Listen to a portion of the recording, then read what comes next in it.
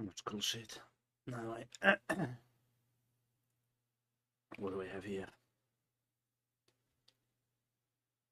And we come now to the public hearing on the European Citizens Initiative, Stop Destroying Video Games. I always find it very fascinating when citizens use the initiative and collect signatures all over Europe, bring them to Brussels. So I'm very much looking forward to the hearing. We do 1 minute of technical break, so everyone who doesn't want to stay here should leave the room now, and then we start with the hearing. Ladies and gentlemen, please take your seat. Dear colleagues, I'm glad to co-chair this joint IMCO-URI hearing in association with PETI. On behalf of the Committee on Legal Affairs, I warmly welcome the efforts of the organizers of European Citizens Initiative to engage citizens in shaping the European Union legislative agenda. The issues raised by the European Citizens Initiative, entitled Stop Destroying Video Games, with an impressive total number of 1,294,188 signatures across the EU, touch upon various important matters. What was the minimum required?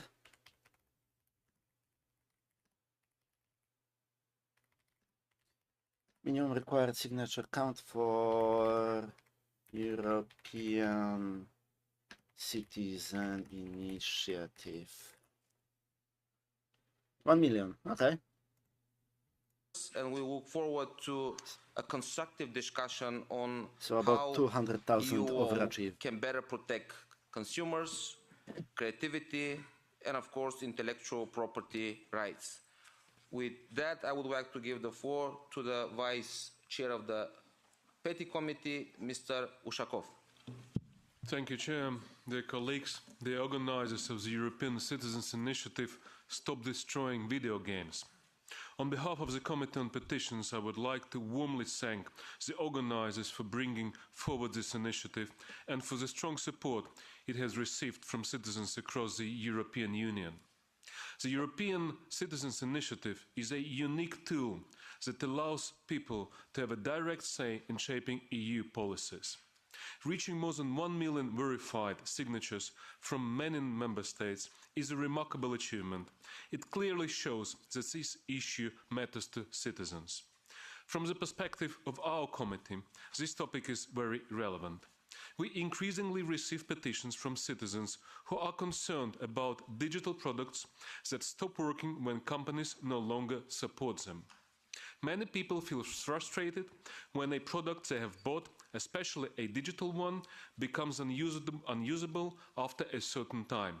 They raise questions about consumer protection, clear and fair contract terms, and whether digital products should remain usable in the long term.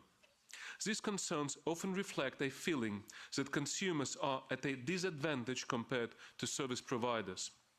The initiative we are discussing today addresses these concerns, particularly in the area of video games. It raises a question of whether games as digital goods and creative works should continue to work and remain in function state after their commercial life cycle ends, without requiring ongoing involvement from publishers or companies. More specifically, the initiative calls on the European Commission to introduce rules that would, first of all, ensure that video games remain playable after their commercial life cycle ends. Second of all, prevent them from being remotely disabled. And finally, without requiring companies to continue investing resources or running services indefinitely. This is a complex and technical issue. However, it has clear importance for consumers, for legal clarity, and for the functioning of the digital single market. It also raises a broader question. Are our current EU rules strong enough to protect consumers in the digital age, or do we need to go further? Today's hearing is an important step. It gives the organizers the opportunity to present their initiative and to engage directly with the European Parliament. I look forward to a constructive and informative discussion. Thank you. Thank you. Okay, so that's the opening statement kind of thing of what we're going to talk about in general. So much from my side, from IMCO side, also welcome to this hearing. And I said it before, I'm always very impressed when citizens collect so many signatures and use the avenue of the European Citizens Initiative. Cavazzini. Deutschland? And I can just confirm also Italian what the name? colleagues have said in the last term, especially when we worked in IMCO Must be an old alliance. on the right to repair, but also, of course, in the ENVI committee on the eco-design for products. We always were faced with this problem that some products just don't get updates anymore and continue to exist after a couple of years, although they could live longer. This is bad for sustainability, but also bad for consumers. So I think That's not what he said. It's not about updates. this citizen initiative is very, very interesting. Before we hear the petitioners or the organizer of the citizen initiative, I will give the floor to the Commission, and I welcome Giuseppe Abamonte, Director of DG Connect, and also again Isabelle Perignon, Director from DG Just. Welcome to the two of you, and I'm looking forward to your opening I assume statements. those are like lobbyists. Honourable chairs, honourable members, dear organisers of the Citizens Initiative, thank you very much for giving us the opportunity to take the floor. I'm speaking on behalf of the Executive Vice President of the Commission, Henna Virkkunen. She and Commissioner McGrath met the ECI organisers on the 23rd of February. We had a first exchange which launched our formal analysis of the matter, and today is another key step in our ongoing dialogue. There is the 14th successful ECI submitted to the Commission with over 1 million signatories across 24 member states. It has clearly met the test of credibility, reflecting the concerns of a vast number of European citizens.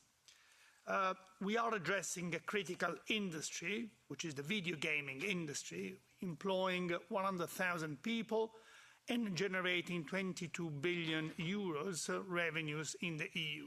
So the sector is one of the most important of the media policy and is central to our economy. So is a Especially core Polish pillar economy. at the same time of modern European culture. The central issue is the end of life of these works. Modern game development often relies on a model where publishers can unilaterally terminate access once a game is no longer deemed commercially viable. And this brings us to the heart of the legal complexity. There is clear tension here, since we understand and acknowledge the sentiment behind the Stop Killing Games initiative.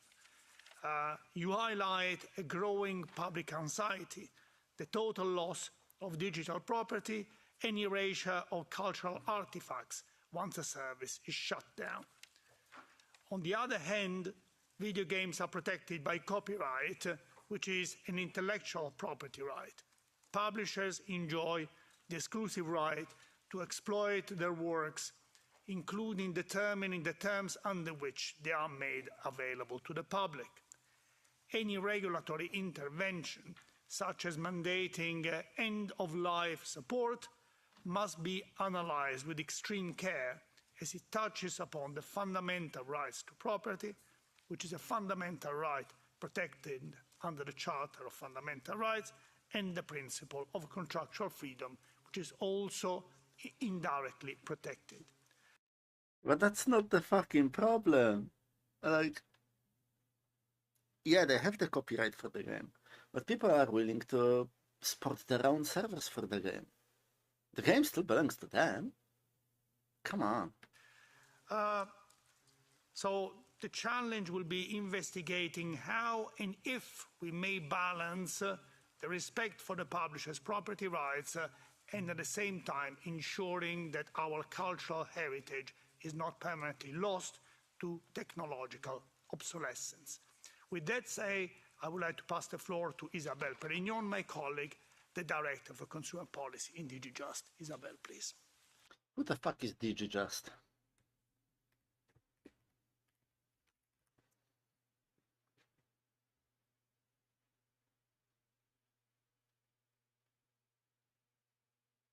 Institute of Police and Security Research.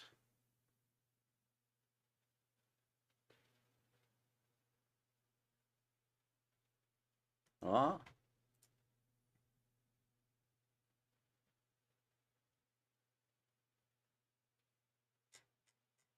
That's clearly not it.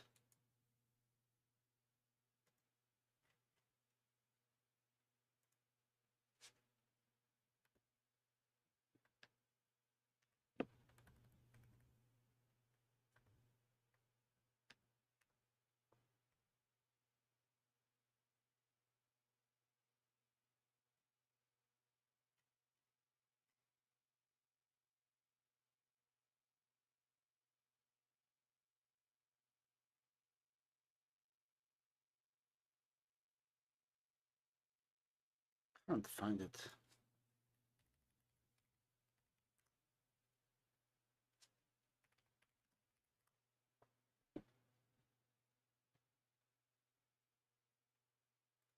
Oh, DG, just not DG. Directorate General for Justice and Consumers. DG Just promotes social justice by upholding the rule of law and protecting individual rights and freedoms. It develops and blah blah blah corporate bullshit. Okay, so it's part of the European Commission. Okay. Thank you, Giuseppe. Honorable chairs, Giuseppe. honorable members, dear organizers of this Citizens Initiative, I Yeah. would also like to thank you for the opportunity to participate in today's discussion. I'm present today on behalf of Commissioner Magua, who unfortunately cannot attend, but he has already met with the organizers of the Citizens Initiative, as we just mentioned. We all agree here with that the importance of fair and transparent conditions for European consumers that need to sign up and pay for video games. We must remember that video gaming has a value that goes beyond economic figures. It has a societal impact. 3 in 4 Europeans play video games, and the average player is still 31 years old. And I'm sure you will be impressed to know that, contrary to common belief, some segments of video gaming also attract some women and some more than men, and that is the case of mobile gaming. Some women and some more than men.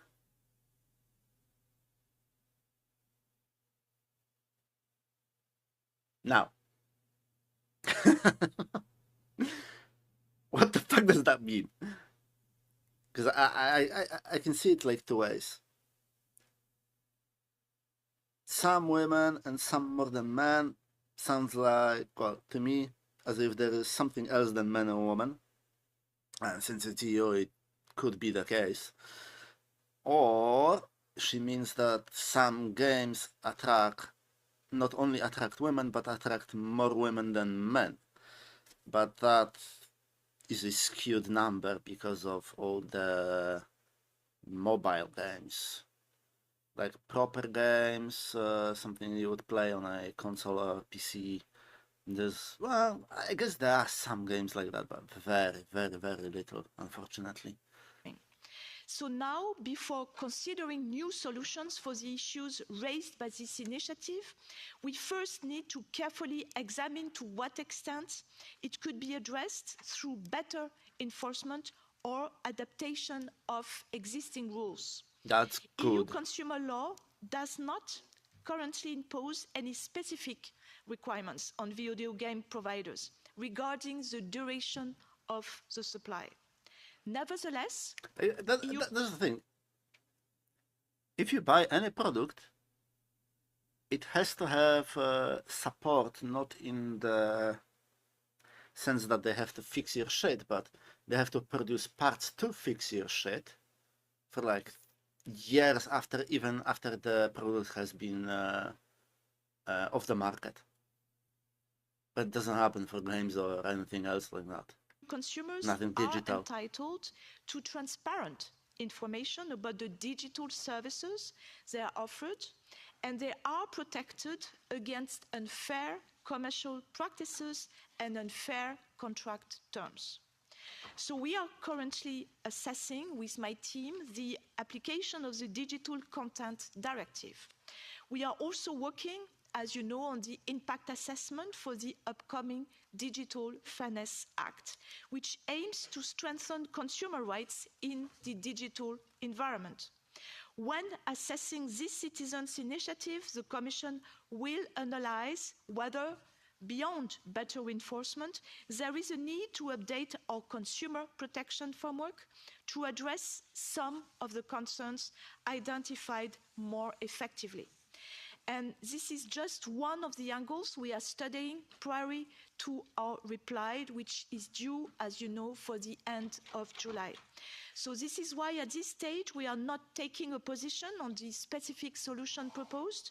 We are carefully analysing all dimensions of this initiative, and I'm sure that many of the exchanges today will bring us new avenues for reflection. So thank you, Mrs. Chair. I would like to point out, was it 249? So that's probably like 231. Whoever is sitting there is stupid. See the laptop? It's partially open. What they wanted to happen is for it to be closed, but not go to sleep, which is the default setting in Windows. You can change that with just a couple of clicks. And they didn't do it. So they do what I see most people do. They keep the laptop slightly open so it doesn't go to sleep, but so the screen is down, so people can't see what's on the screen or use the laptop. Instead of just changing the fucking setting and then slamming the laptop down. Dumb people. We are now very much looking forward to the presentation of the organizers, and of course, of your questions. Thank you. Thank you very much for your introductory statements. Indeed, we are very much looking forward to the discussion. As I said, such a citizens' initiative are vital instruments of participatory democracy, enriching the debate by bringing citizens' voices directly into the legislative process. I hope that discussion today will help us to ensure that innovation continues to serve both creators and users fairly. The organizers of the initiative are presented today. With us we have Mr. Daniel Ondruska, welcome, Mr. Ross Scott, Mr. Moritz Maximilian Kanzner, also welcome to you gentlemen, Mr. Alberto Hidalgo Cerizzo and Mr. Marcin Barkzik. Welcome to all of you. And, one got fucked. According to the program, we have around 15 minutes for your introductory what was his name? remarks, starting with Mr. Ondruska. You have the floor, sir. Thank you very much. Hello. Honorable ladies and gentlemen, it's a pleasure to be here. My name is Daniel Ondruska, and I am the representative of the ECI Stop Destroying Video Games. And for our purpose, it stands in the title, honestly. We are trying to prevent video games from being destroyed. We see video games not only as part of our culture, but also as products, and in both cases, worthy of preservation. But unfortunately, the practices in the video games industry are hindering both of these and threatening video games as a medium. What we hope to achieve today for you is to explain the problem, what we have done to try to fix it at least, and why we believe new regulation or new rules are necessary. Just as it was mentioned in the beginning, we are representing European customers and consumers who have not had a voice on this issue for a very, very long time, and therefore we are very, very thankful that you are hearing us out today. And I would say that we could start with the slide deck, and I would then hand over to my colleague, Ross Scott.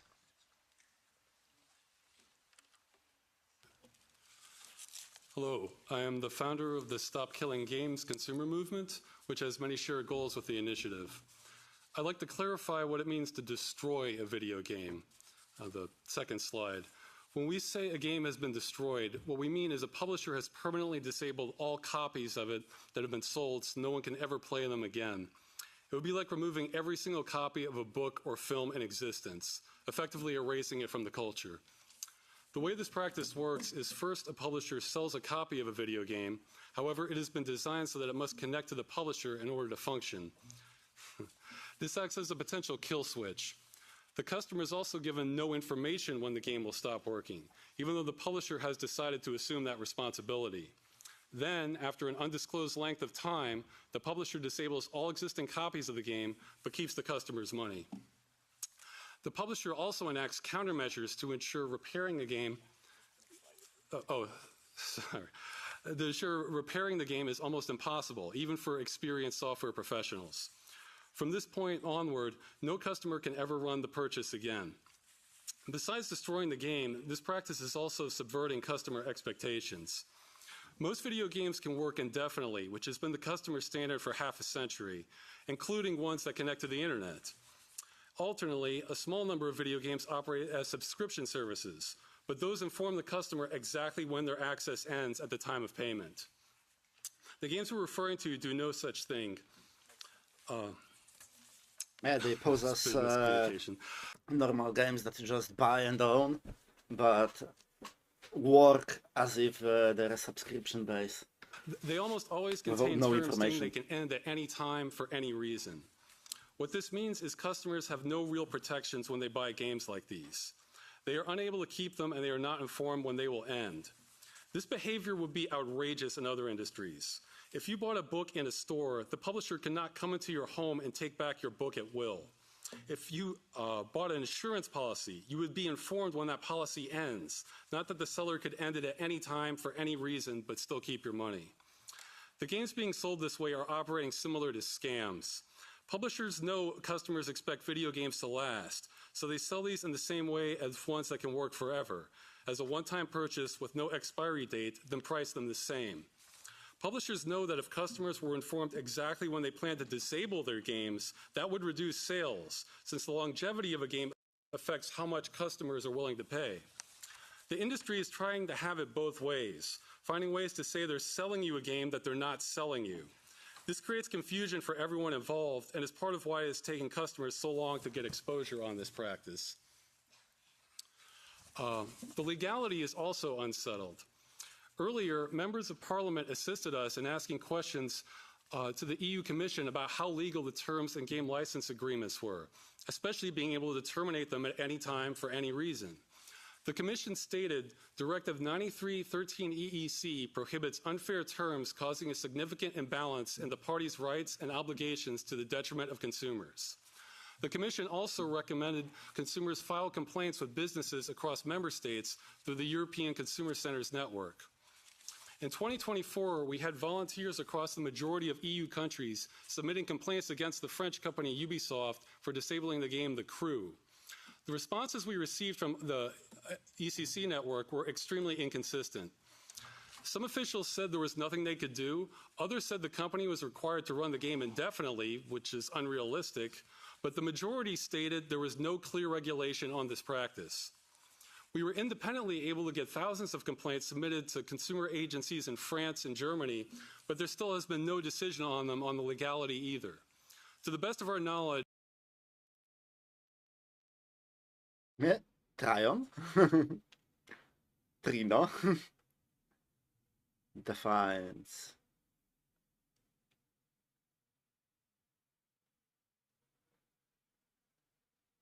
Single player at risk, yeah. State dead. Release date, death rate. Release date, death date. Like, what the hell? Just over a year.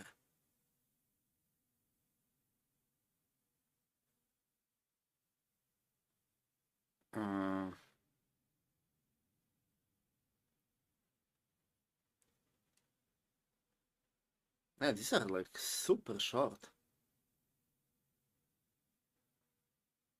It's literally a couple of years.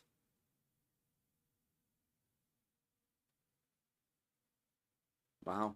No one in the EU has ever been compensated for this and hundreds of other titles. In short, governments in EU countries are not sure how to handle this situation, and customers are overwhelmingly not being compensated for the loss of their purchases. It is an ideal situation for clear regulation. This is not a new practice. It started approximately 2005 and began negatively impacting customers for them around 2010. I like that they made this the big picture so you can actually read it, but they included the bigger list that you can't even see the end of, and showing that it's a smaller part of a much larger list. Onward.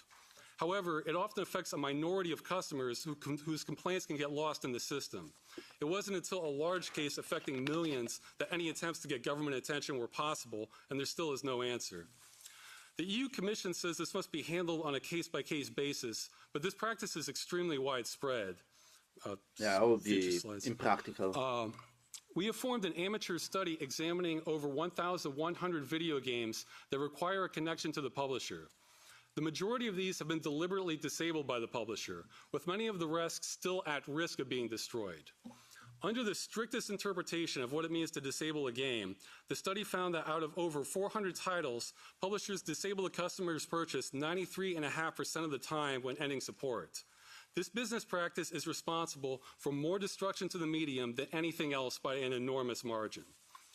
There is also a strong correlation between this practice and the size of the publisher, as most small studios do not engage in it, as it requires far more resources, work, and liability than they can handle. So even though this impacts a minority of games, it disproportionately affects customers due to the scale of the largest offenders. From sales figures, it impacts tens of millions of customers minimum in the EU. This impacts developers as well. This may seem obvious, but based on interviews and feedback, we found the majority of game developers do not support having games they've worked on destroyed. They can spend years of their lives creating them, but they are often not the ones making these business decisions, and sometimes even sign non-disclosure agreements so they cannot voice their opinion on the matter. The main point I hope that does not get lost in this hearing is this initiative welcomes any solution that will solve the problem of video games being destroyed on this scale.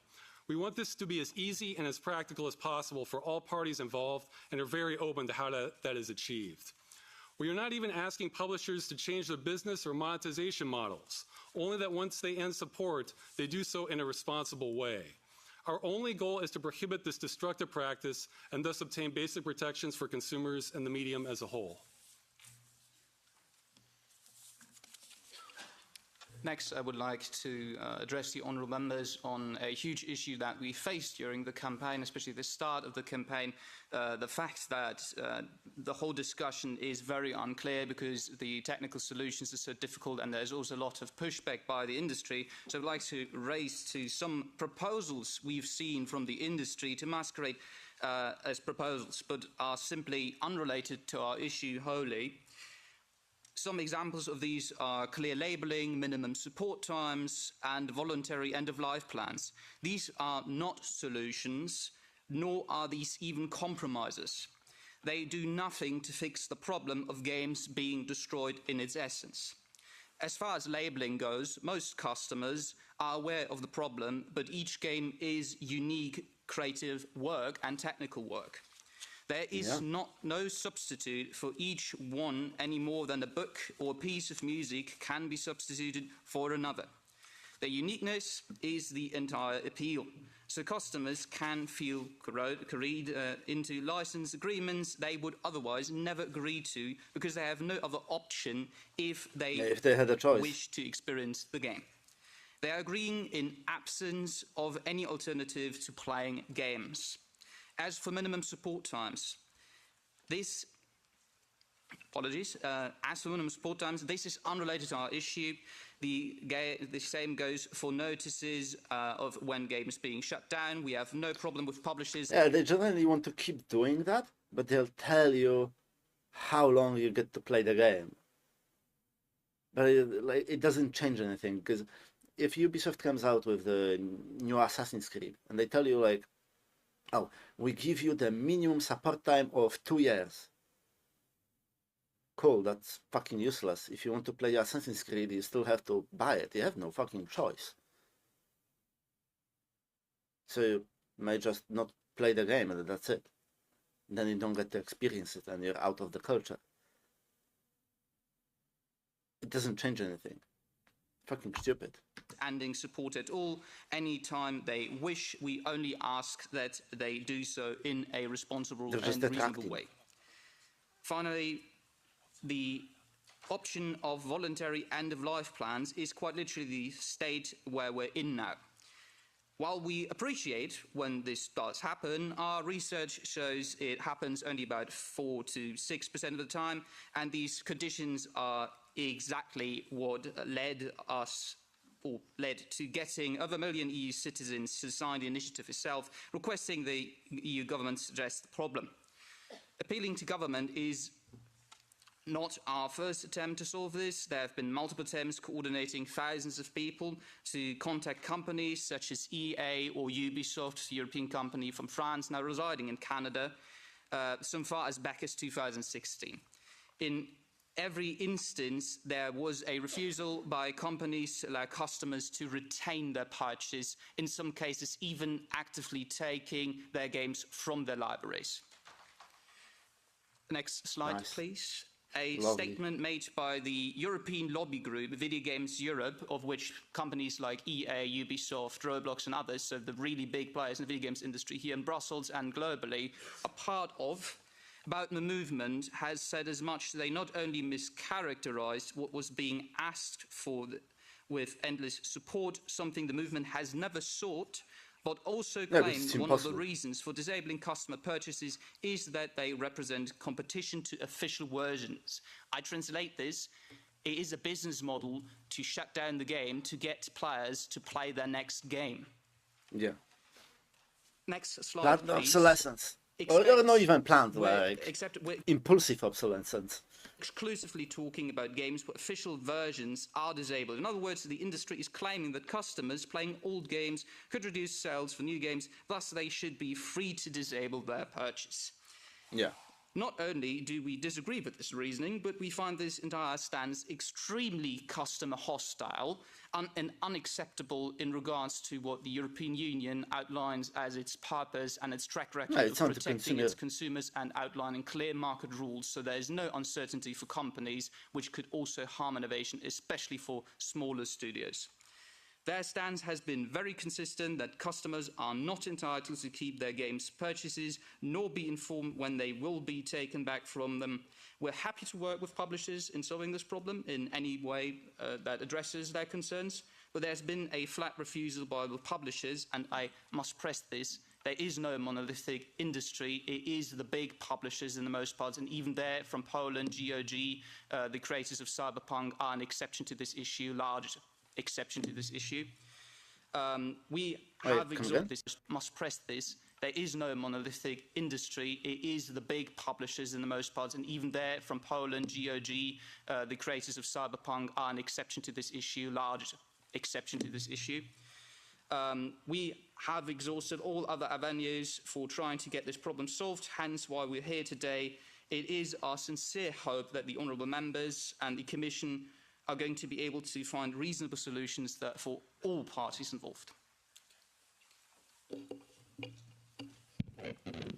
Thank you very much. Greetings, Your Honours. Thank you for your attention. I'm Professor Alberto Hidalgo Cerezo at University San Pablo CEU, Madrid, a PhD in law, Jean Monnet professor dedicated to consumer law harmonization, especially on digital consumers.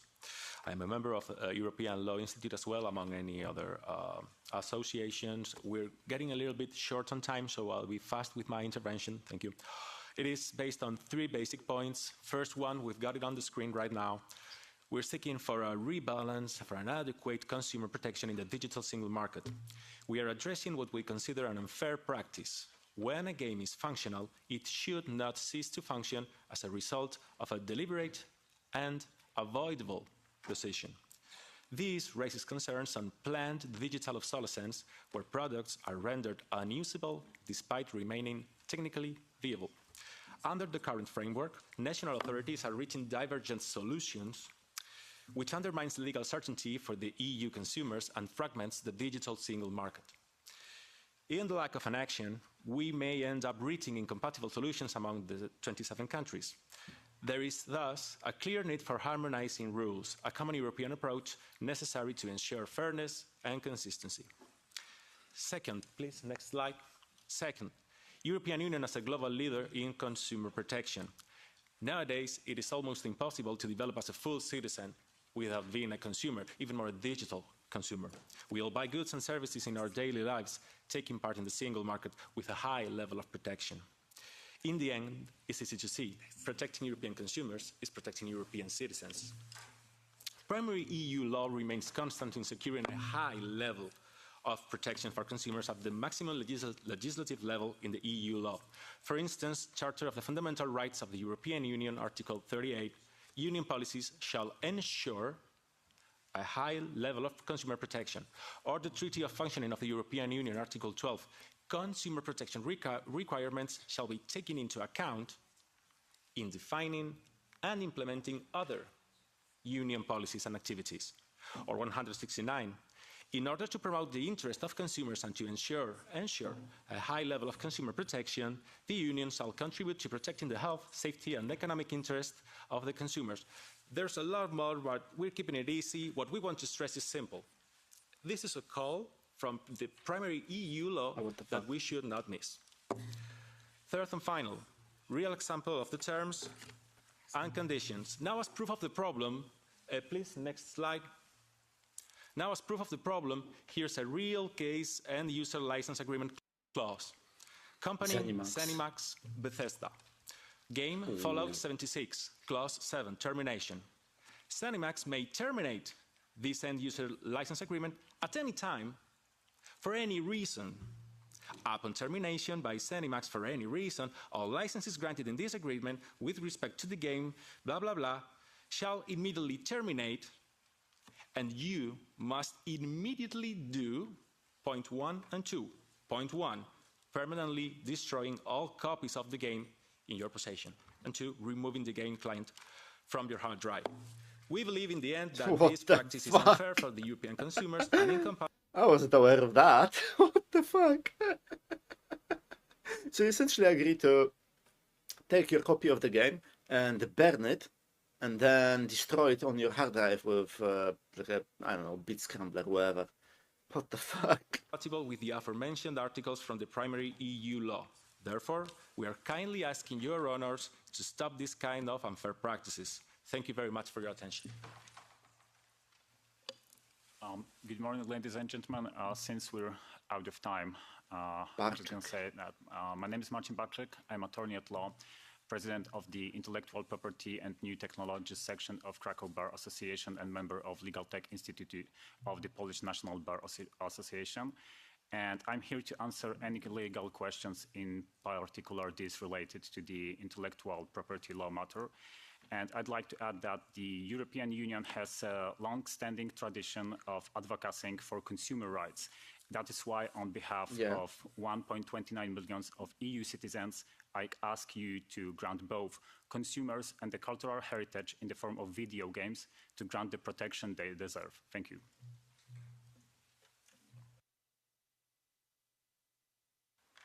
Thank you so much. So that concludes your presentations. No, you want to come in again? Okay, thank you so much. So you heard the applause. Sorry, I wasn't sure if you want to come in again. You pressed the button, but I think we listened to all of your arguments perfectly well. And now, of course, we have the moment for the members of the parliament to come in, ask questions, but also comment. And we start with a round of coordinators for the EPP. I have 3 coordinators, 1 minute each. We start with Axel Voss. Ja, vielen Dank an alle Vorsitzenden. Zunächst einmal recht herzlichen Dank für die Vorstellung. Also, ich würde auf Deutsch reden. Ja, Ja, speak Chinese, come on. Also, aus rechtlicher Sicht handelt es sich ja eben auch um Videospiele als komplexe Werke, die durch EU-Urheberrecht auch geschützt sind und häufig eben dann auch mehrere Rechtsebenen, einschließlich eben Lizenzen Dritter auch miteinander verbinden. Das wirft zunächst einmal eine zentrale Frage.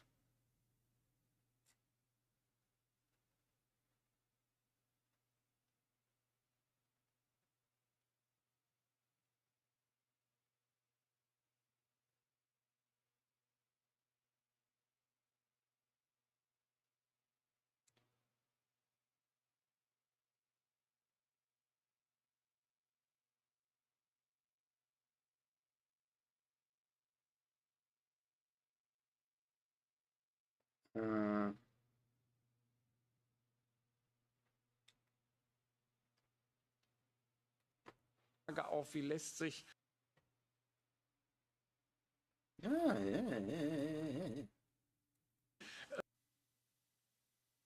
Vielen Dank an alle Vorsitzenden. Zunächst einmal recht herzlichen Dank für die Vorstellung. Also, ich würde auf Deutsch reden. Ja. I'm going to be speaking German, as you've noticed. So, from a legal point of view, of course, we are talking about video games as complex goods which are protected by EU copyright law, and therefore there are various different legal levels which connect them with other third parties as well.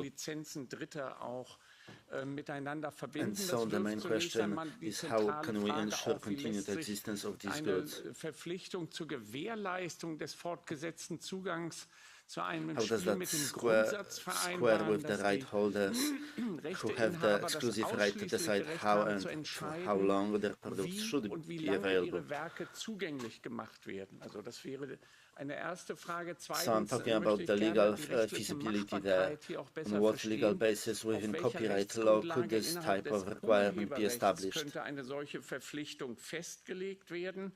Oder befinden wir Or uns are we nur only im talking about the legislation covering Verbraucherschutzrecht consumer sozusagen? protection? Und ein praktischer A Punkt more wäre, practical wie point, sollte how ein should we solcher address Rahmen this type eigentlich of situation Situationen where behandeln, in continuing denen continued eine availability is no fortgesetzte longer possible because Verfügbarkeit licenses have aufgrund run out, for abgelaufener example, for music or other Lizenzen nicht embedded mehr content? möglich ist, beispielsweise für Musik oder andere eingebettete Inhalte? That's bullshit, because that's never been a problem. If you buy an old GTA game, let's say Vice City, and you still own it from back in the day, it has licensed music, and it was licensed for that game forever.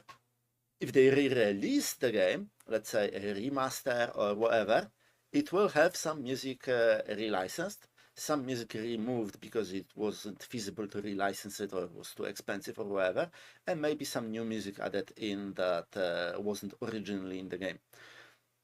But that original copy of the game never had to be licensed in an additional way every year, or you have to destroy your copy. That never worked like that. So that's bullshit. Of course, it might be different for games as a service, like live service games, because they might be licensing music and shit for those games on like annual basis. Maybe it's cheaper for them, so they pay less and they don't give a fuck what happens next. But I think that's a bullshit argument here. Ich glaube, dass diese Fragen insgesamt entscheidend sind, hier sicherzustellen. I think these questions are really important in order to ensure that every free approach is legally founded and can also be implemented in practice. Und in der Praxis dann auch umsetzbar ist. Sorry, in the practice. Herzlichen Dank. Now Pablo Arias Echeverria. Also for 1 minute if you want to. Yeah.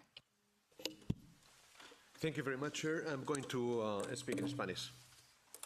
Desde la perspectiva de From the point of view of the internal market and consumer rights, I think this is an issue that needs to be investigated.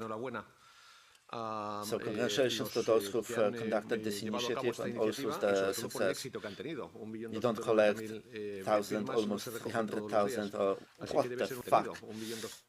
He speaks fast. Can't.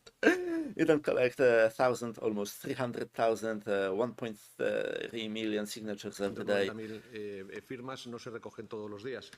I've got 5 children. My 5 children play video games. I don't, but that said, I do understand this is a problem that needs to be checked. Así que debe ser un tema interesante. Yo no soy una persona que esté muy puesta en videojuegos, a pesar de que tengo 5 hijos y los 5 juegan.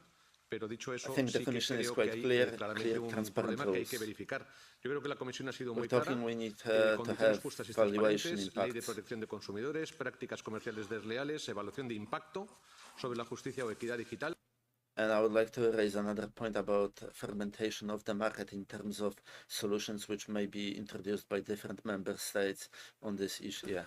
Y luego introduzco una que bueno, pues la han trasladado y es una posible fragmentación del mercado en cuanto a las resoluciones que pueden But dar los from diferentes our Estados parliamentary miembros group and in terms sobre of the la internal cuestión market, que se plantea. we are aware Por of the tanto, problem desde and we're la going Comisión to de Mercado monitor it Interior, very desde mi carefully. grupo parlamentario, sí que vamos a estar muy atentos a esta iniciativa y vamos a hacer un seguimiento muy profundo de la cuestión. Muchas gracias.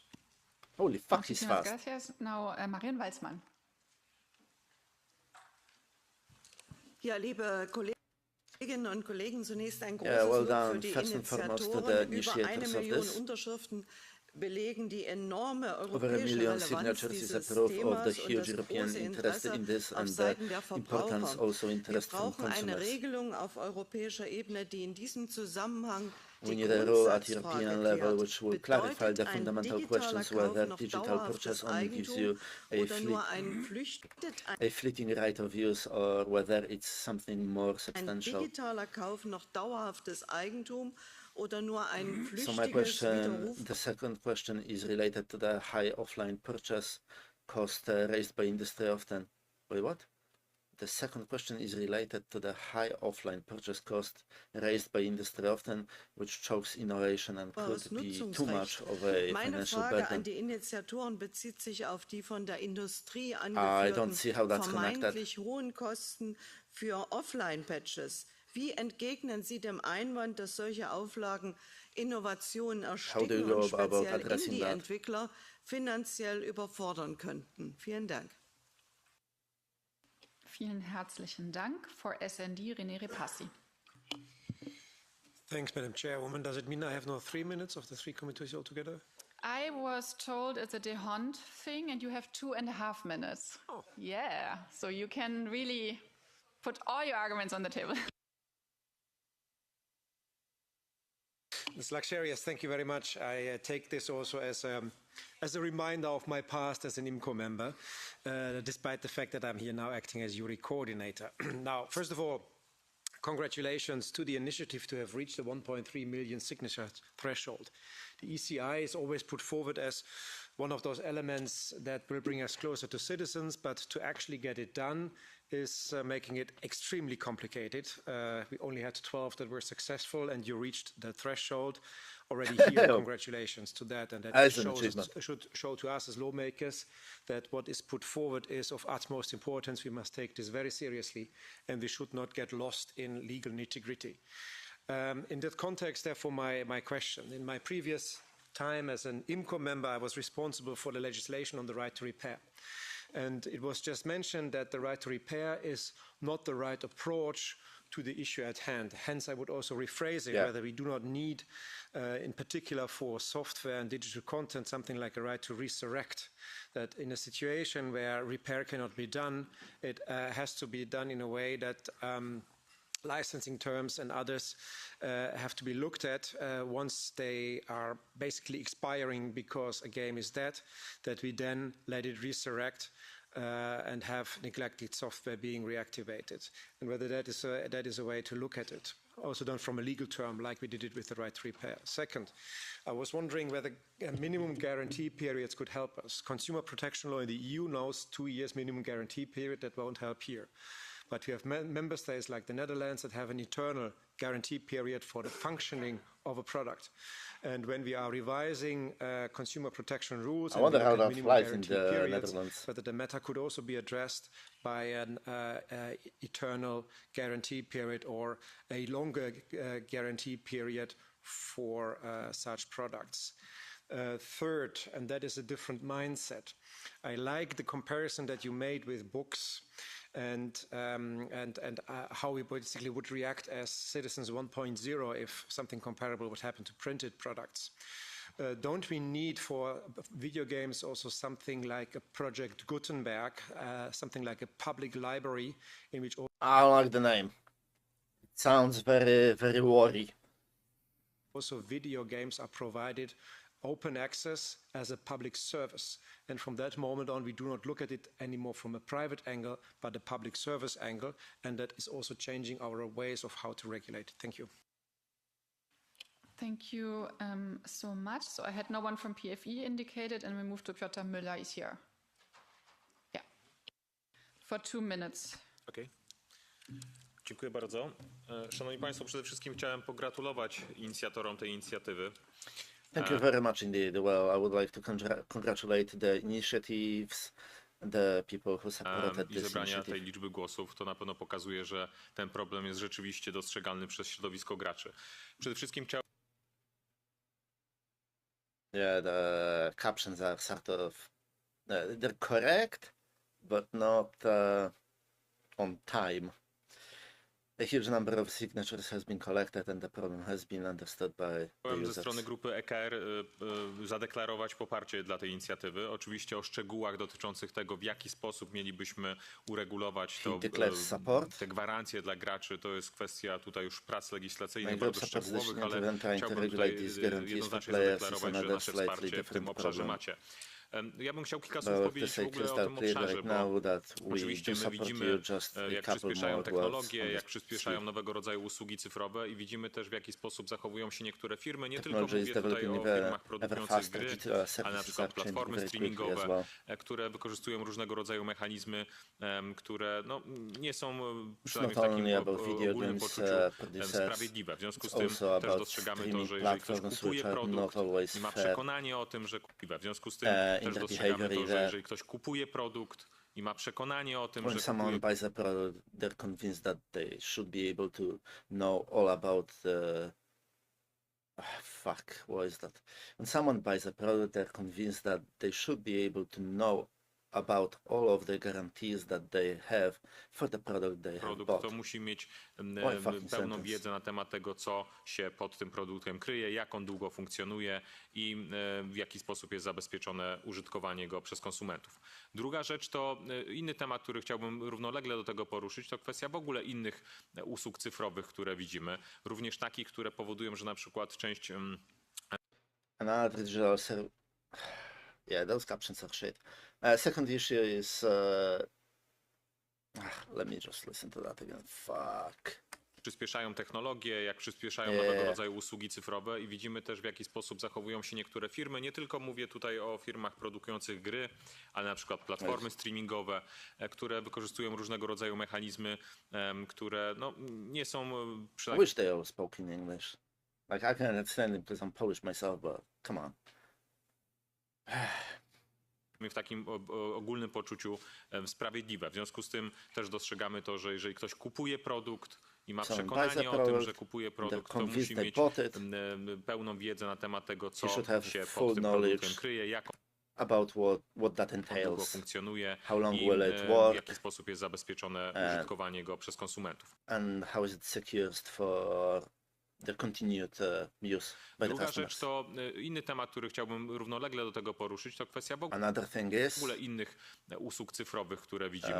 Również takich, które powodują, że na przykład część platform na jednolitym rynku europejskim rozróżnia ceny na różne kraje. Powinniśmy z tym walczyć. Już wielokrotnie rozmawialiśmy w Komisji IMCO o tym, żeby ta geolokalizacja i zróżnicowanie cen nie funkcjonowało w taki sposób. Ale jeszcze jedną rzecz, która jest oczywiście bardziej kontrowersyjna, ale chciałbym dzisiaj powiedzieć, czy docelowo w ogóle nie powinno być możliwości handlu licencjami cyfrowymi na tych platformach typu Steam i tak dalej, jeżeli ktoś kupuje produkt, żeby w ramach wewnętrznej giełdy it shouldn't be allowed to trade licenses on platforms like Steam. Mógł również tą swoją licencją handlować, bo już jej nie potrzebuje i sprzedawać ją jak... There should be a way to trade their licenses. So what he's talking about is he wants people to be able to like buy a game on Steam, and then once they don't need the game anymore, let's say it's a single player experience, they played through it, it doesn't have any replay value to them, maybe they don't collect games, they don't care, they should be able to sell that game. Kiedyś dosłownie na płytach usługę, tak? Wiem, że and he's comparing that to, I think he played fucking games, he doesn't look that old either. He's talking about people being able to sell games that were on CD-ROMs. licencji dla gier, ale jest to rzecz, o której warto też pewnie w przyszłości tutaj porozmawiać. Dziękuję bardzo. That was his point. Thank you so much for Renew, Nikola Minchev, our IMCO Vice Chair, and he's connected online for 2 minutes. Thank you very much, Madam Chair.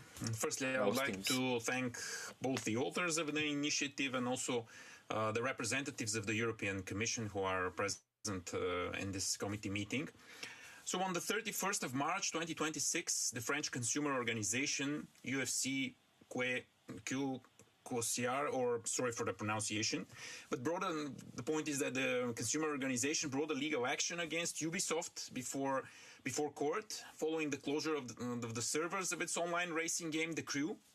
This unilateral decision rendered the game completely unusable, depriving consumers of any use of a game that they had already purchased, without ever having been informed of any expiration date, to put it this way. Will the Commission consider supporting the case on the side of the consumer organization and support a referral to the Court of Justice of the European Union to ask for clarifications on the Unfair Contract Terms Directive, which the Commission previously identified was unclear in situations where a game is unilaterally rendered unusable by the video game publisher? And furthermore, many major video game titles have met the same fate, including Anthem and Concord, leaving European consumers... Yeah, I think it was Concord or Anthem that got shut down super early.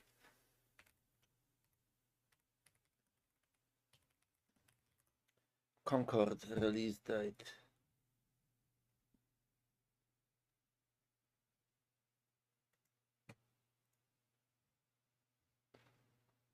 (2024) August 23rd.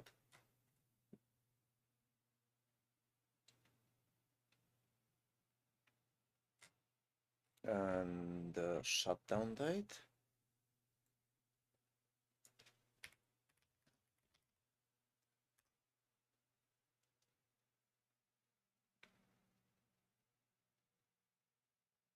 September 6th.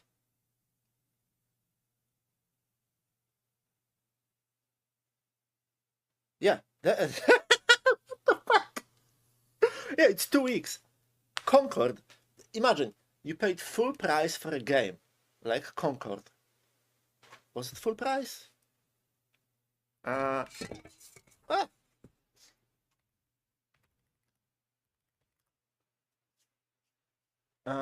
did it sell for? Not the plane, for fuck's sake. Game. $40. Okay, so not full price. So you haven't played the full price, but still, you paid $40 fucking for a game that works for 2 weeks, and it's shut down, and you may never play it again. I mean, it's a scam. I mean, you can't call it anything but a fucking scam. It's a rug pull. You sell as many copies as possible and shut down the server so you don't have to pay for that shit. Come on. It's a rug pull, 100%. I think Anthem lived for longer.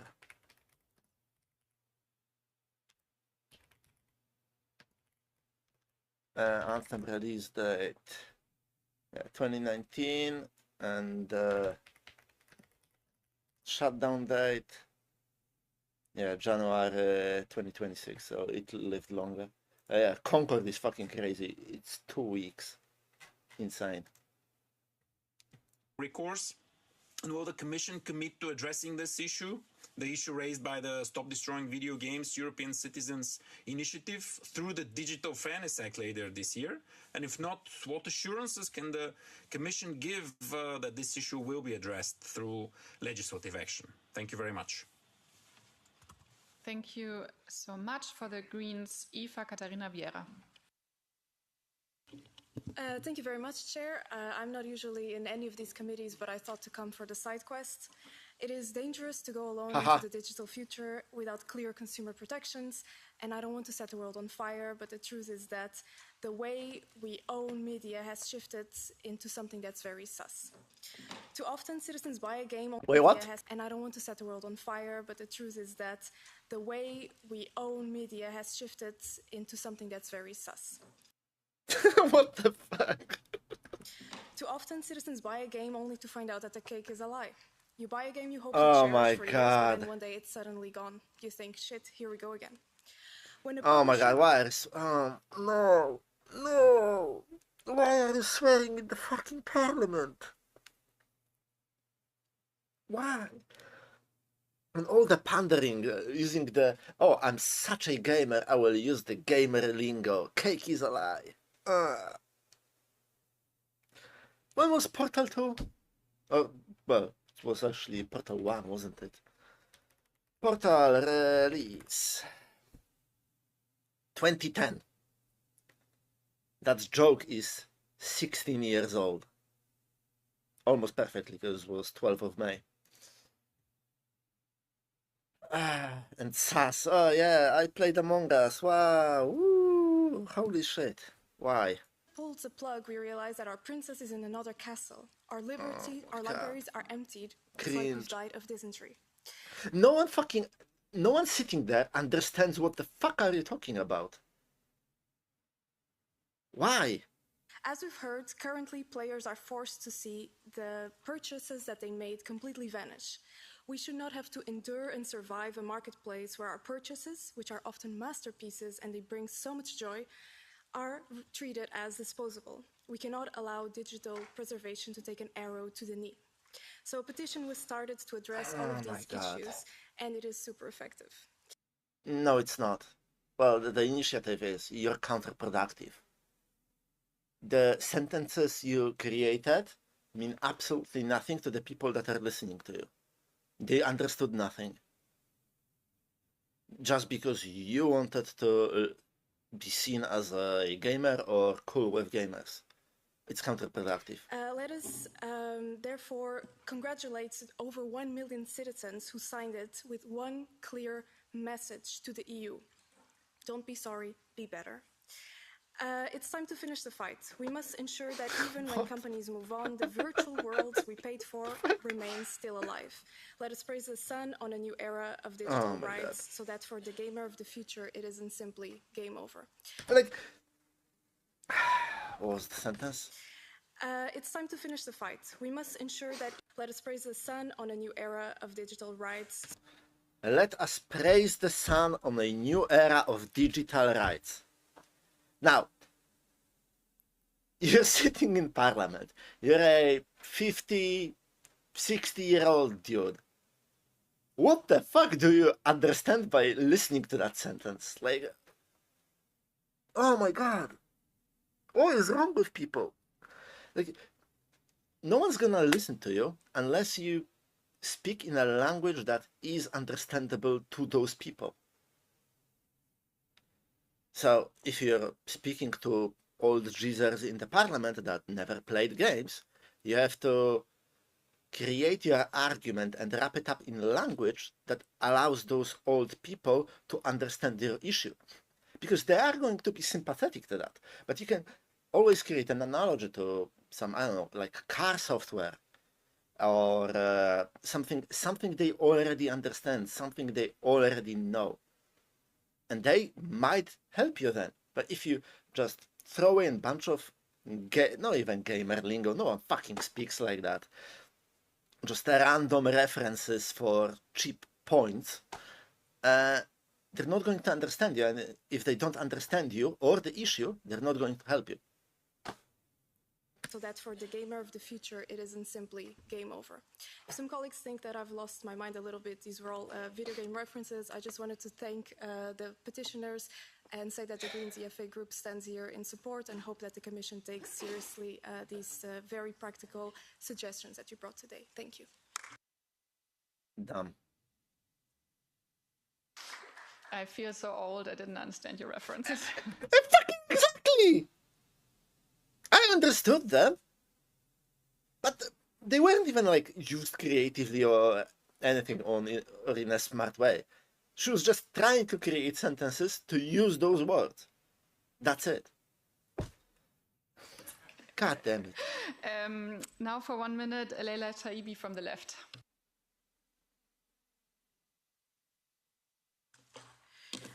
Bonjour, merci beaucoup pour votre I know the platforms don't want that because it would mean a further secondary market for this license. So thank you for the initiators behind the European Citizen Initiative, for the initiative and for the presentation. That's not what they're talking about, though. The left supports the initiative 100%, and we feel, as you said very clearly, that it's we need a response to the deplorable acts of the people who simply aim at the maximizing their profits on the backs of the players, the customers and the developers.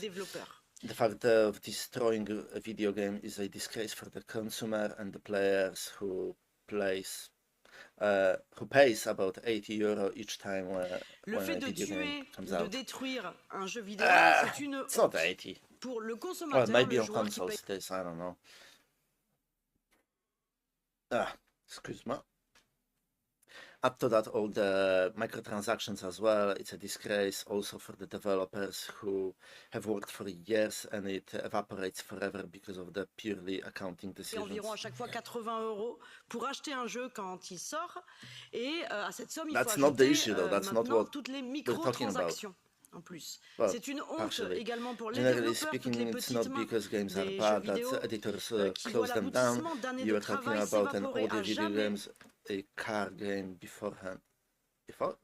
You were talking about an audio game, a car game beforehand. À cause d'une décision purement comptable.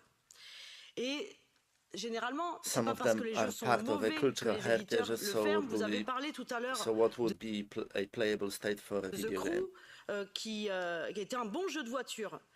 Il y a un certain nombre de jeux vidéo qui font partie de notre patrimoine culturel. Le problème, c'est qu'il ne rapporte pas assez. Alors, je voulais vous poser la question, comment vous définiriez un état jouable pour un jeu vidéo? Que pensez-vous de la proposition très intéressante tout à l'heure du collègue Repasi d'une bibliothèque publique avec les jeux vidéo? Est-ce qu'il ne faut pas prévoir une obligation de remboursement du jeu et des objets virtuels qui ont été achetés si on les supprime à la fin, si on les ferme? Merci. Thank you. I had no speaker from ESN indicated, so we can have a first round of answers. So I give the floor back to the ECI organizers, and you have 10 minutes in total. Probably you can organize yourself internally.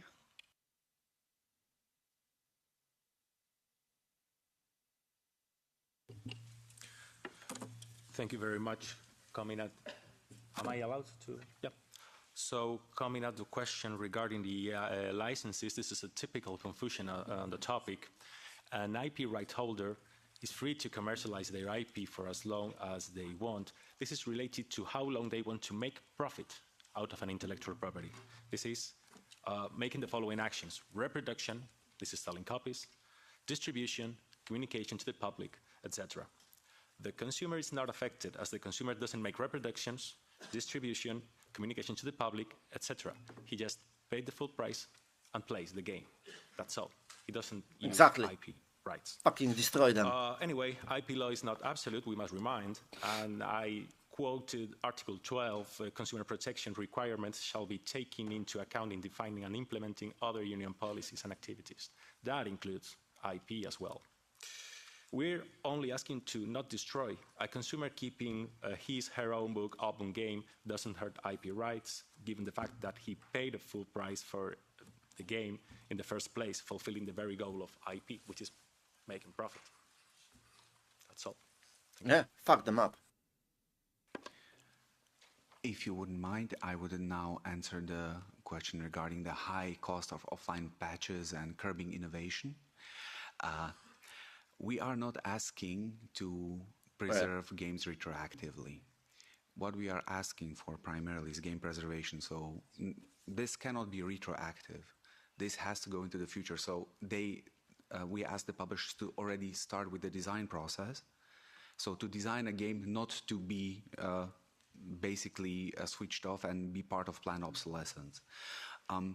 From our point of view, of course, if we would grandfather in games, of course, they weren't designed to have that requirement. That's why we are not trying to be unreasonable. Would we want all games to be preserved? Of course.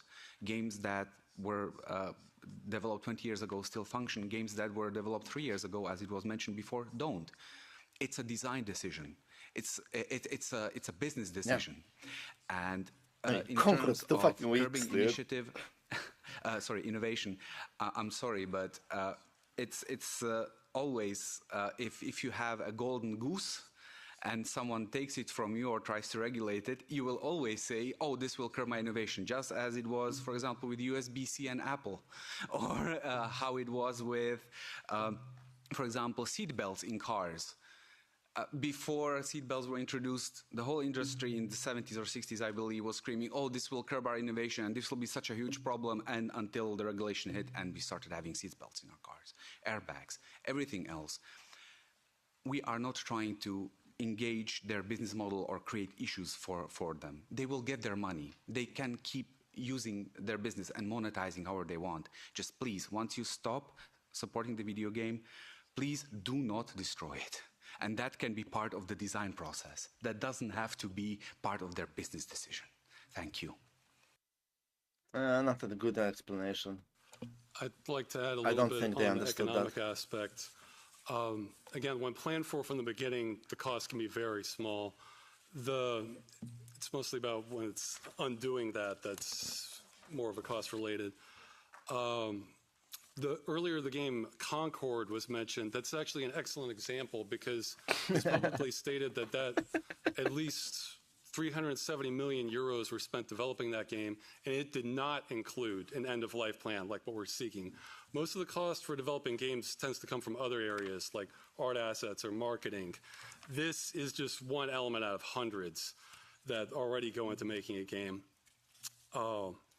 The other thing is sometimes industry costs or estimates of how much this would cost can be faulty because they're expecting the game they're asking for to have every last feature it did while it was being supported. And many of those can be retired and don't even make sense for a game that's no longer being supported, like administration or anti-cheat measures or account management or things like that.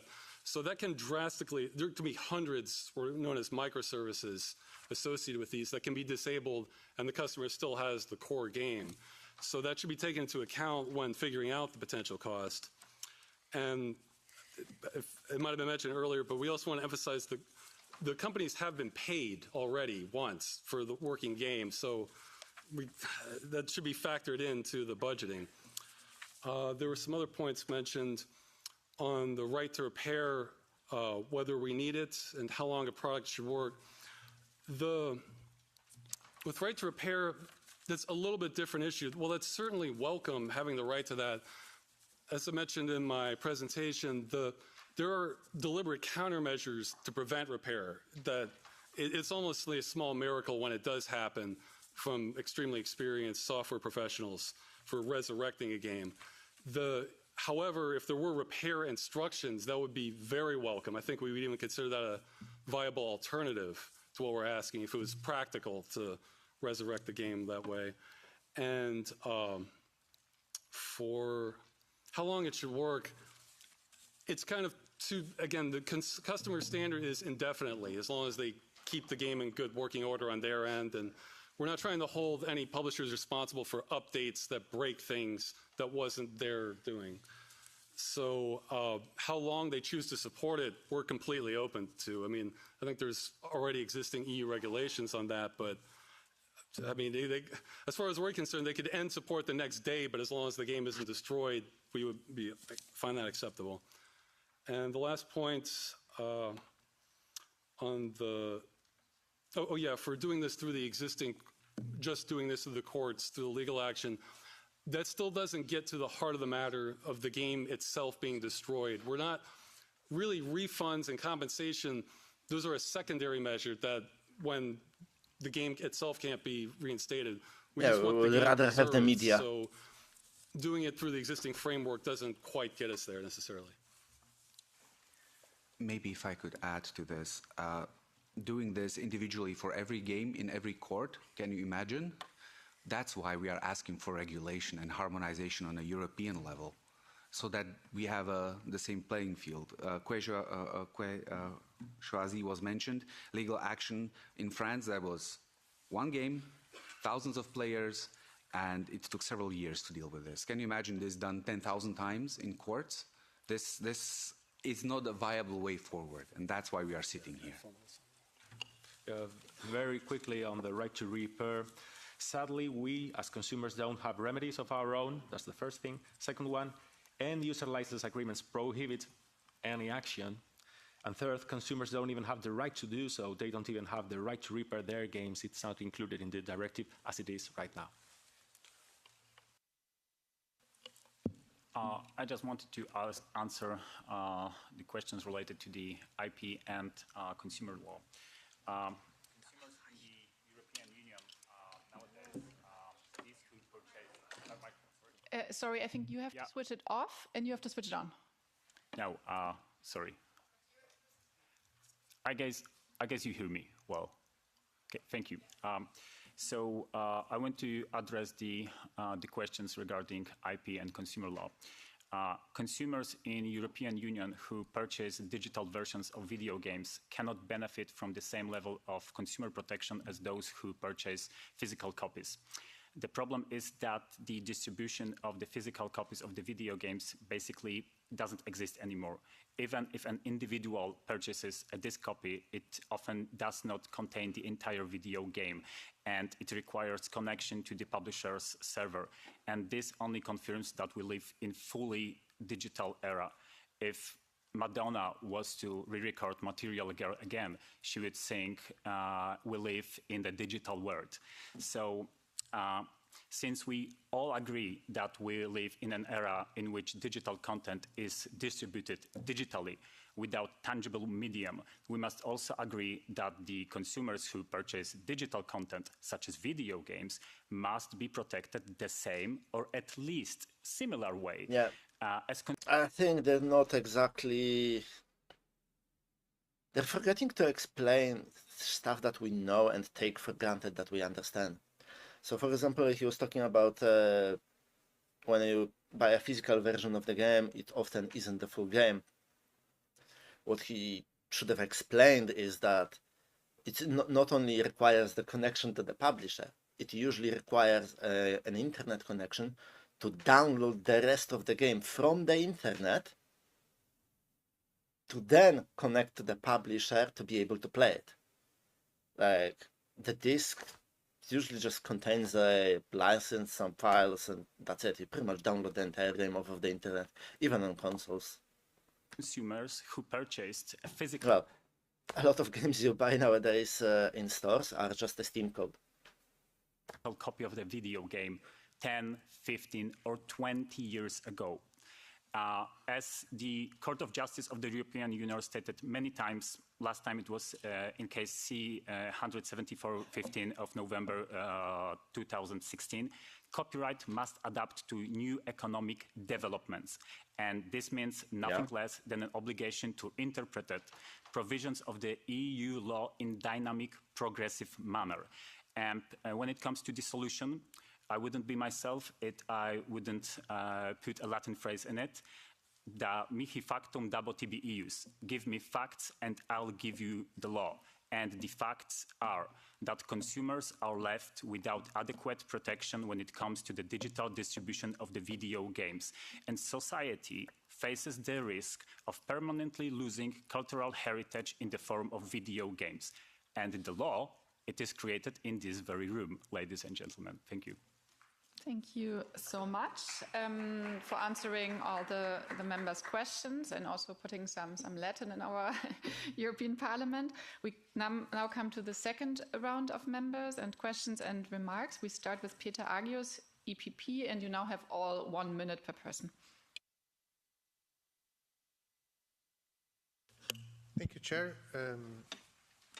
Big thanks to the organizers. Very, very smart presentation, very clear. I think you make a point loud and clear for all of us. Protection of consumers online should include protection of gamers online. I have heard in the same committee rooms 100 times that what counts online should count offline, or the contrary. And from the presentations and even from the Commission response, it is clear here we're speaking about unfair contract terms, misleading advertising, producer responsibility, and right to repair. All of these are put into question here. Briefly, I think I also have 3 kids at home, 3 teenagers. All of them are gamers. And there is also a point which is interesting here. There is a point of return on investments as well. Because I noticed that my kids, they spend, let's say, 20 euro, 30 euro to buy a game, sometimes 60 euro to buy a game. Then they spend money on a loot box. Then they spend money to get a shield to fight the trolls better, you know? That's right, bitch! To do many other things. So basically, if this game is interrupted, you know, these guys have a stake. So let's find a way of course, promoting the industry and its welfare, because we are interested in that, but finding a good way of protecting also the right to... He doesn't play games, but he destroying video sort of gets it. Thank you very much. I also remember a loot box hearing we had, I think, in the last term. Oh man, in this committee. I hope EU completely fucks the industry. I hope them to gut EA, Ubisoft, all those big publishers, to just hang them on a hook and gut them like a pig. Now for SND, Sandro Ruotolo. Thank you, and today we're discussing online video games and therefore also the need to create a safe digital environment for our young people. Europe has certainly made some important steps in the right direction over the last few years, but not all online video games fully fall within the European legislative framework. And so we are calling clearly for the clear standards and also in this sector, security from design level, accessible instruments and automatic protections for minors. What the fuck are you talking about, you old geezer? No one gives a fuck about that. We've seen positive examples we could base ourselves upon. Think of the European classification system for video games, because for years it's been helping families and users to find guidance on content, giving clear, transparent... What the fuck are you on about? That's beside the fucking topic. It's not even close to what they're discussing. He just heard video games and it goes straight to, oh, we have to protect the fucking minors. We need like age ratings and content warnings and I don't know. Automatiche per I minori. Abbiamo esempi positivi da cui partire. Penso al sistema. You're a fucking ghoul. You shouldn't be even alive anymore, honestly. Europeo di classificazione dei videogiochi. Good European practice, but it's not enough now.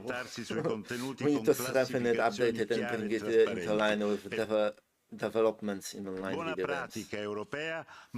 We also have to intervene on business models which exploit the youngest, forcing prices up, mechanisms you pay to win or you pay to progress.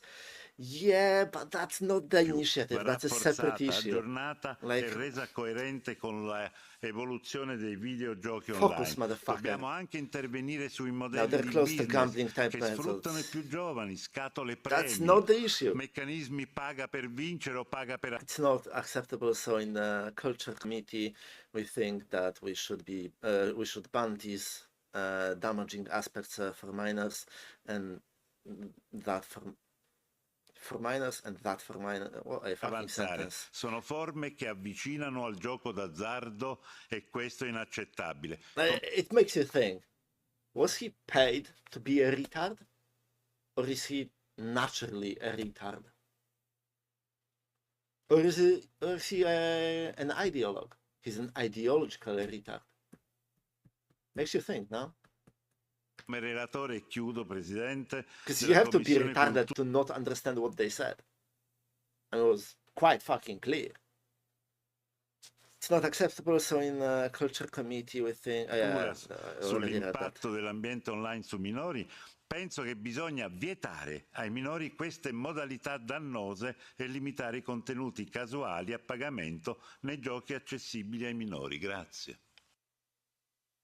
No, completely beside the point of the initiative. Thank you so much. For Renew, Lucas Sieper. Thank you, Chair. Definitely pressing. And then he thanks another fucking dude. F for the signatures. Let me maybe be the first MEP here, even though I'm not sure with my colleague from the Greens, to speak as a gamer, not as an MEP that I have been for 20 years. And I've been through it all. what you guys described. And I've seen the good side of it when it was a community that saved Mount and Blade Napoleonic Wars. And I've been through the bad side of it when I bought the crew a few months before they just turned it down. And I think maybe to illustrate the point, right, even though I also think you already realized that you have big support in this house, to illustrate the point one last time, I think a car, the crew, a car is the perfect example. Just imagine you buy a car, a modern car. Every modern car has software. Yeah. And after 2, 3, 5, 10 years, the car company decides to turn it down, and you can no longer start the engine. A very good colleague of mine here, sitting here in this room, said you have to stand for what's right because it's right, even though if you're not affected personally. I am even affected personally, so I ask all my colleagues to support this very important initiative. Yeah. Thank you and that's very much. A good analogy. That analogy makes all those old people understand what the issue is. Because the old people, they still have new cars. And new cars are chock full of software. They essentially have a big LCD screen, a touch screen, or that, voice recognition, whatever the fuck you want. And they have those cars, they understand that, and that's a good analogy to just say, okay, you buy a car, it has software, and after 3 years, it's no longer economically profitable for the company to keep up the servers for that software to connect to, so they just decide to turn off the servers, and because the car cannot connect to those servers, it stops working. That's a good analogy. Thank you very much. For SND, Katharina Barley.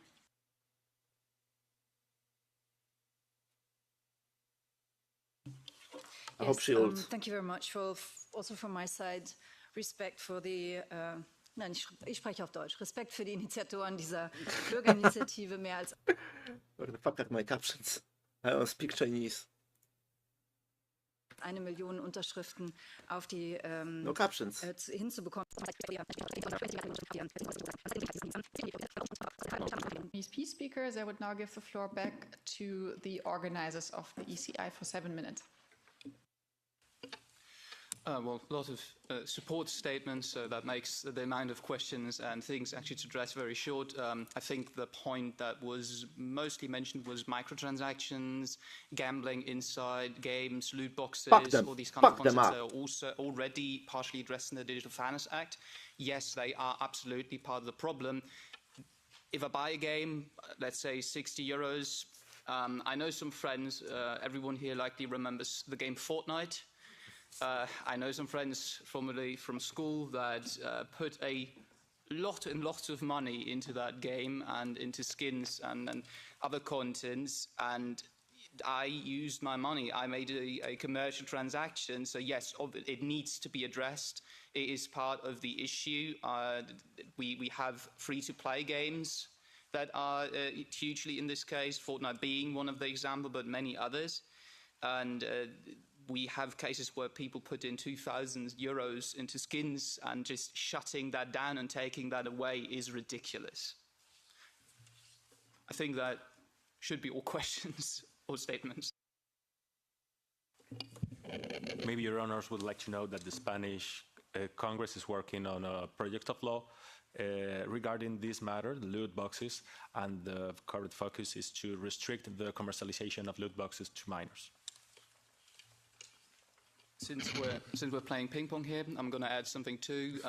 We, at this very moment, to this day, in the California State Assembly, a bill that we've worked on is being brought in that also has microtransactions in them. We, in the first place, didn't actually look at them. The California State Assembly brought them in, so there is definitely room to add these things properly and find a good definition. Maybe not saying, okay, this is the product, but is there a commercial transaction going on?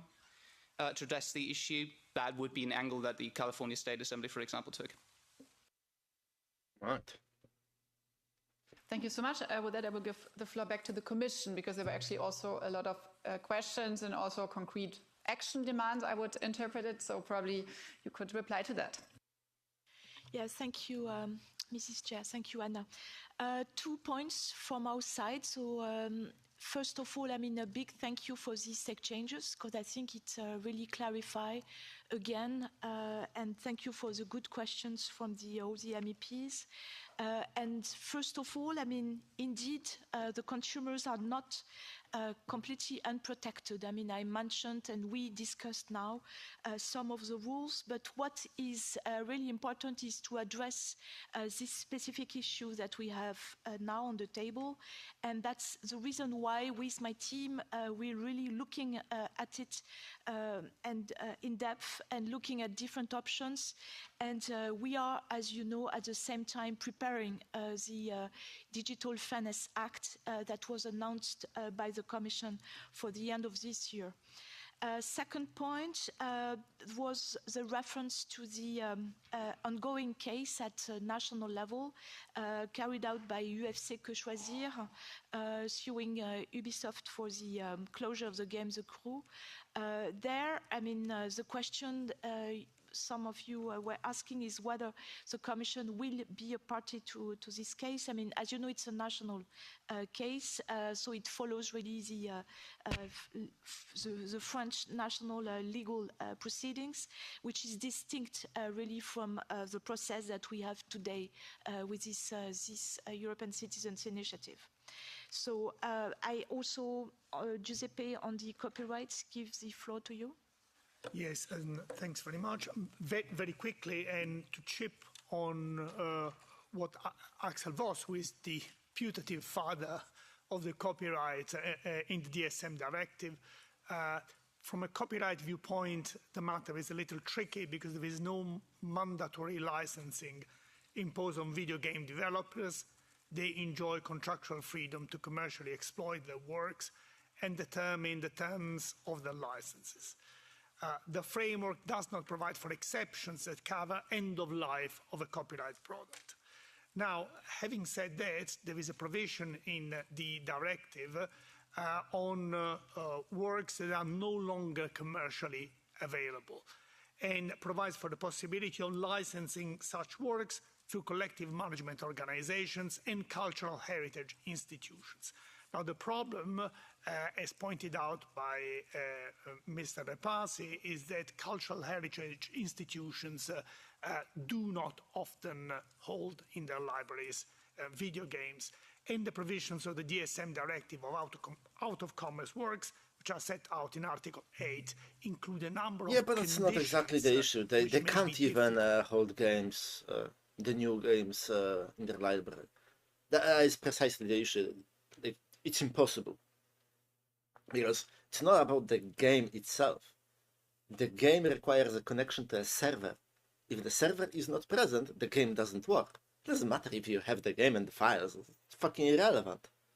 You'll be maybe able to turn the game on, but you never leave the main menu. So that's not the point. The point is to make them design games in such a way that there is a end-of-life plan. Let's say you have a game like The Crew. What the company should have done, for example, would be release the server files. That way, people can host their own servers, and then people would like donate money to that, so the server is running, and people would connect to that server and be able to still enjoy the game.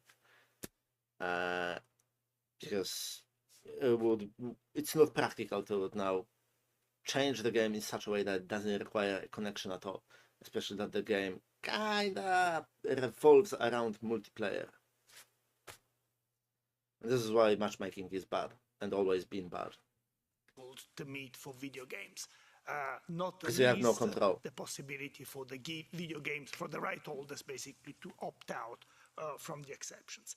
Having said that, we are now undertaking a review of the copyright in the DSM directive. We will give it a very good thought, and we will revert fully on this issue in July. Thank you. Thank you very much. So this concludes our hearing. I mean, I can just say that I heard a lot of support from basically all the political groups for your initiative, and I can congratulate you again for the great work you have done, and yeah, all the citizens that were also engaged in the topic. I would just at the end give the floor also to the Vice Chair of PETI again, and then to the Jury Chair if you want to for some concluding remarks, please. Thank you, Chair. On behalf of PETI Committee, I obviously would like first to sincerely thank you everyone for the focused and constructive discussion we just had on the European Citizens Initiative Stop Destroying Video Games. And the hearing allowed us to fully listen to and assess the potential of the initiative. I would like to thank all the speakers who have brought further clarity to the issues under discussion. And today we have had the opportunity to understand directly from the organizers, experts and stakeholders about various challenges that arise when video games become unplayable after sale due to discontinued services or disabled access. And this initiative highlights a real concern for millions, and as far as we understand from the presentations, probably hundreds of millions he understands the core of the issue, ensuring that digital purchases remain functional and that consumer rights are respected in the evolving digital landscape. I trust that the insights shared today will inform our continued work and will provide the European Commission with a clear understanding of the importance citizens attach to this matter. I encourage all participants to maintain the constructive dialogue and to consider the concrete proposals and experience discussed here as we move forward. Thank you once again for the contributions. Well, thank you very much for your contributions. I can reiterate the broad support from three committees, and also I can reiterate that we'll continue to follow this initiative and while we are maintaining the open dialogue with the stakeholders. Thank you. Thank you. Nice. All right. I'm gonna have a smoke. I'll probably play some Foxhole.